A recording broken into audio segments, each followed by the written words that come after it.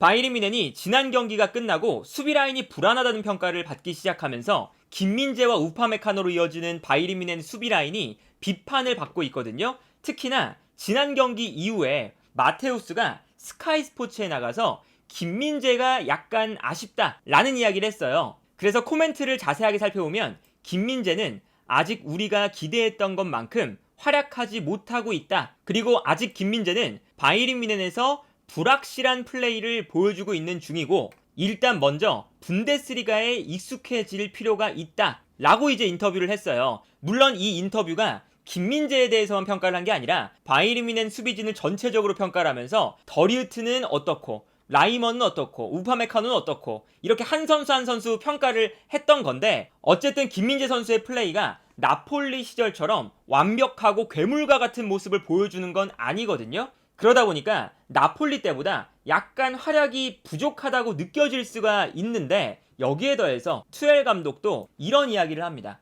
지난 라이프치히전에서 첫 번째 실점에 대해 김민재와 우파메카노에 대한 비판을 했는데 어떤 이야기를 했냐? 김민재가 너무 과감하게 튀어나갔고 플러스 우파메카노도 김민재의 뒷공간을 커버해주는 것이 아니라 우파메카노 또한 올라가서 수비를 하더라. 그러다 보니까 정확하게 바이에른 뮌헨의 수비 뒷공간이 완벽하게 열렸었다. 첫 번째 실점 장면에서 김민재와 우파메카노의 너무나도 공격적인 수비를 비판했거든요. 물론 감독이나 팀의 레전드가 경기가 끝난 다음에 수비 라인에 대한 비판을 하는 것이 그렇게 좋은 방향은 아니지만 어쨌든 김민재와 우파메카노가 지난 경기에서는 어느 정도 비판을 받을 법한 모습들이 나왔어요. 이 장면을 보면 최전방에 있었던 라이프치히의 공격수 폴센이 약간 내려오고 있어요.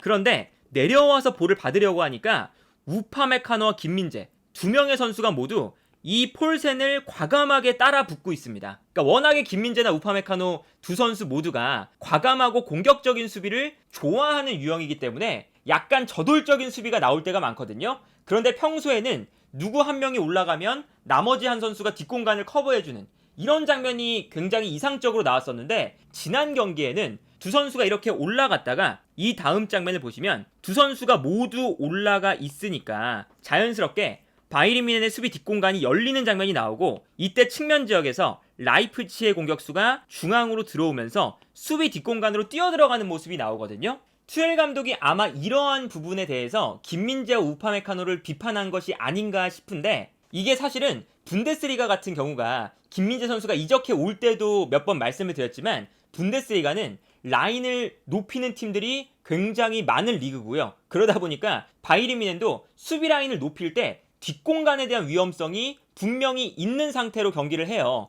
그래서 지난 시즌에도 바이에른 뮌헨이 생각보다 클린시트를 기록한 경기가 그렇게 많지 않습니다. 그래서 김민재를 영입한 면이 있거든요. 그런데 김민재 선수도 세리에보다 분데스리가가 공격수들의 저돌성이나 상대팀을 만났을 때 상대팀이 라인을 올리다 보니까 상대팀의 공격수도 더 높은 위치에서 본인의 뒷공간으로 뛰어들어간다는 것을 아마 점점 더 적응을 해야 되지 않을까 싶기도 하고요. 다만 여기서 짚고 넘어가야 되는 건 김민재와 우파메카노의 호흡이 그리고 너무 공격적인 수비가 아직까지 불안 요소가 있다는 점, 그리고 김민재의 개인적인 퍼포먼스도 나폴리 때처럼 괴물과 같은 모습까지는 안 나온다는 점은 인정하지만 여기에 더해서 투엘 감독이 전술적으로도 약간 수비가 불안할 수밖에 없는 상황들을 현재 만들고 있거든요. 그러니까 지금 바이에른 뮌헨의 수비적인 문제는 김민재와 우파메카노의 문제뿐만 아니라 전술적인 문제도 다각도로 검토가 되어야 되는 상황이라고 볼 수가 있는데 예를 들면 당연히 바이에른 뮌헨은 라인을 엄청나게 높게 끌어올려서 경기를 진행할 때가 많잖아요. 그런데 이때 왼쪽에 있는 알폰소 데이비스는 공격적으로 일단 올라갑니다. 그러면서 지난 경기는 특히나 김민재, 우파메카노, 라이머가 3백처럼 뛰었죠. 근데 라이머 또한 오른쪽 풀백이다 보니까 3백을 만들기도 하지만 약간은 올라가 있는 상태예요. 그리고 여기에 더해서 앞쪽에 있는 키미와 고레츠카, 중앙 미드필더 라인도 고레츠카는 조금 더 공격적으로 올라가서 공격에 가담해주고 무시알라 또한 당연히 공격형 미드필더니까 올라가서 공격에 가담을 하죠. 그러다 보니까 키미가 수비 라인 앞에 홀로 남아서 공간을 커버하는 역할을 맡고 있는데 여기서 바이에른 뮌헨의 문제가 크게 두 가지가 있는데 첫 번째는 선수들이 너무나 공격 라인으로 높게 올라가 있다 보니까 키미히 그리고 앞쪽에 있는 선수들 간의 거리가 약간 멀어질 때가 많아요. 그러다 보니까 키미히 쪽에서 패스를 받아서 앞쪽에 있는 공격수들에게 패스를 공급을 하는데 여기서 거리가 멀다 보니까 상대의 수비에 패스가 끊기는 장면이 나옵니다. 그러다 보니까 바이에른 뮌헨이 수비 라인은 높게 끌어올렸는데 미드필더 라인에서 간격이 멀어지면서 중원 라인에서 볼이 끊기니까 역습을 당할 만한 위기가 많이 나오게 되고요. 두 번째 문제는 키미히가 수비 라인 앞에서 수비 라인을 보호하는데 전문적인 수비형 미드필더가 아니죠. 그러다 보니까 이 문제가 라이프치히전에서 정확하게 나타났거든요. 수비 라인을 높여놓은 상태에서 미드필더 라인에서는 패스가 제대로 돌지 않고, 그러다 보니까 수비 라인 앞 공간에서 볼을 빼앗기면 당연히 볼을 빼앗기자마자 수비 뒷공간이 열릴 수 있는 위기 상황이 나오고, 그런데 키미히는 수비 라인 앞을 보호하는데 전문적인 수비형 미드필더가 아니다 보니까 수비 라인 앞 공간에서 상대의 역습을 지연시켜주는 플레이도 좋지가 않죠. 그러니까 예를 들면 바이에른 뮌헨이 이런 장면처럼 김민재, 우파메카노, 라이머 이 세 명의 선수가 라인을 엄청나게 높게 가져가고 있는 상황에서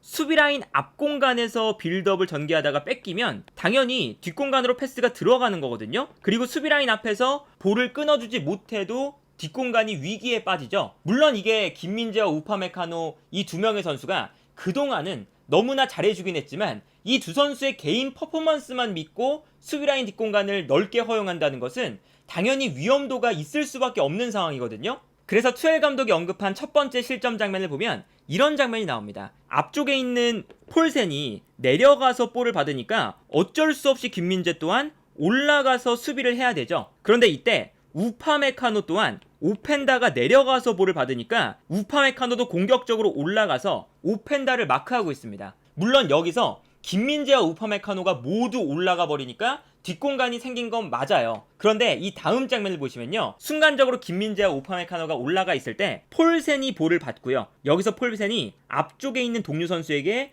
볼을 떨어뜨려 줍니다. 그런데 떨어뜨려 줬을 때 요 수비라인 앞공간, 요 앞공간에서 바이에른 뮌헨의 수비형 미드필더인 키미히라던가 아니면 다른 미드필더들이 볼을 끊어내지 못하는 장면이 나오거든요. 그래서 이 다음 장면을 보시면요, 폴센이 볼을 받아서 앞쪽에 있는 선수에게 떨어뜨려 줬어요. 그런데 떨어뜨려 줬을 때 뒤에서 볼을 받는 선수가 아무런 압박도 받지 않고 있죠. 그러다 보니까 우파메카노가 원래는 자신이 마크하고 있었던 오펜다가 자신의 뒤로 뛰어들어가고 있으니까 오펜다를 따라가야 되는데 우파메카노 입장에서는 본인의 앞으로 볼이 떨어지는 순간 수비형 미드필더나 바이에른 뮌헨의 미드필더들이 앞공간을 커버해주지 않으니까 우파메카노가 뛰어 올라가서 이 선수를 방해하려고 합니다. 그러다 보니 우파메카노가 오펜다를 순간적으로 놓치면서 김민재는 김민재대로 우파메카노가 올라갔을 때 우파메카노의 뒷공간으로 뛰어들어가는 오펜다를 따라서 움직일 수밖에 없거든요. 그래서 이 다음 장면을 보시면요, 우파메카노가 수비라인 앞에서 패스를 뿌려주는 선수를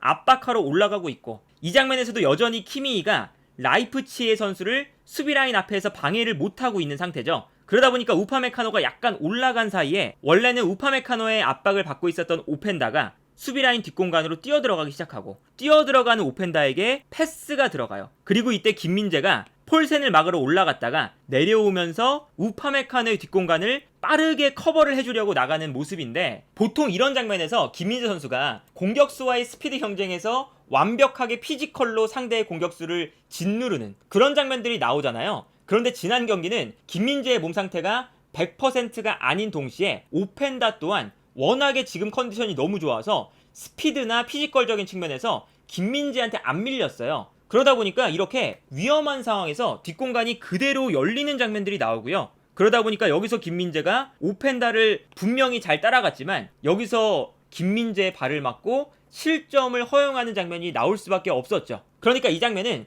김민재와 우파메카노가 너무 공격적인 수비를 위해서 뛰어 올라가니까 뒷공간이 발생한다고 비판할 수 있는 부분이지만, 여기에 더해서 바이에른 뮌헨이 수비라인 앞에서 볼을 끊어주지 못하니까 수비라인 뒷공간으로 너무 편안하게 패스가 들어가기도 하는 거거든요. 이 장면도 보시면 라이프치히가 볼을 전개하는데 이때 오른쪽 측면 공격수였던 사비 시몬스가 중앙으로 들어오고 있습니다. 그런데 그때 키미히가 중원 라인에서 혼자 너무나 넓은 공간을 커버하고 있는 걸 볼 수가 있거든요. 그러니까 이것도 아까 말씀드렸던 바이에른 뮌헨이 키미히와 다른 선수들의 간격이 너무 멀기 때문에 키미히 주변에 공간이 너무 많이 생겨요.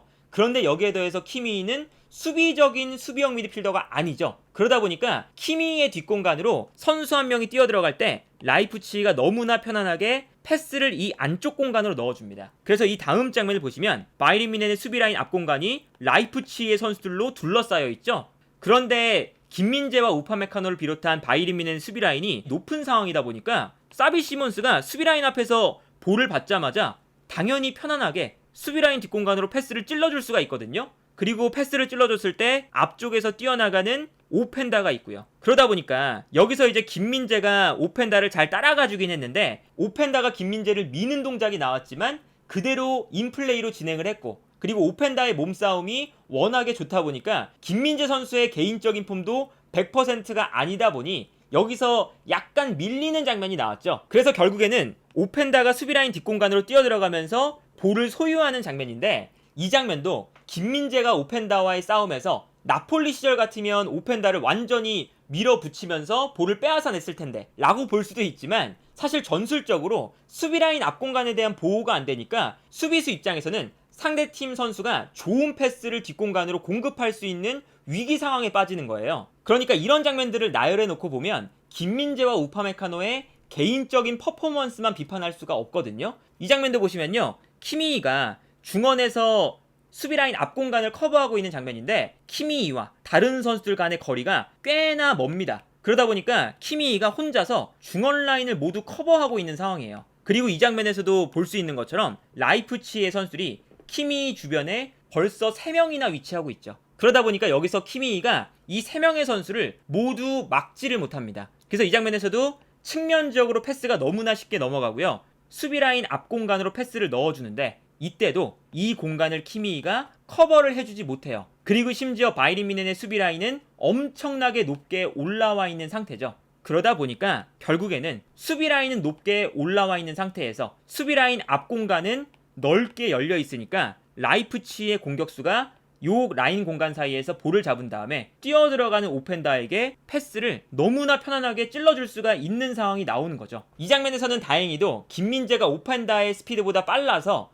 저 장면에서 역습 찬스를 허용하지 않았는데, 그러다 보니까 지난 경기에서 전술적인 문제가 투엘 감독의 문제 또한 굉장히 커 보인다는 생각이 들고요. 그래서 지금 바이에른 뮌헨은 김민재와 우파메카노 두 명의 수비수를 높게 끌어올린 상태에서 앞쪽에 있는 공격수들은 앞쪽으로만 뛰어나가고 있으니까 수비라인과 공격라인 사이에서 키미히 혼자 수비라인 앞 공간을 커버하고 있는 상황이거든요. 그러다 보니까 수비적으로도 불안하고 빌드업적인 측면에서도 키미히 쪽에서 유난히 이번 시즌에 턴오버가 많이 나오죠. 그러니까 이게 키미히가 볼을 전개하는데 나쁜 선수가 아님에도 불구하고, 오히려 훌륭한 편에 속함에도 불구하고 키미히의 패스 미스가 많이 나온다는 것은 전술적으로 지금 바이에른 뮌헨이 너무나 불안한 상태에 있다는 것을 뜻하지 않나 싶고요. 그리고 지금 바이에른 뮌헨의 실점 기록을 보면 리그에서 봤을 때 6경기에서 6골을 실점하고 있거든요. 한 경기당 한 골을 실점하고 있죠. 분명히 이게 바이에른 뮌헨 입장에서는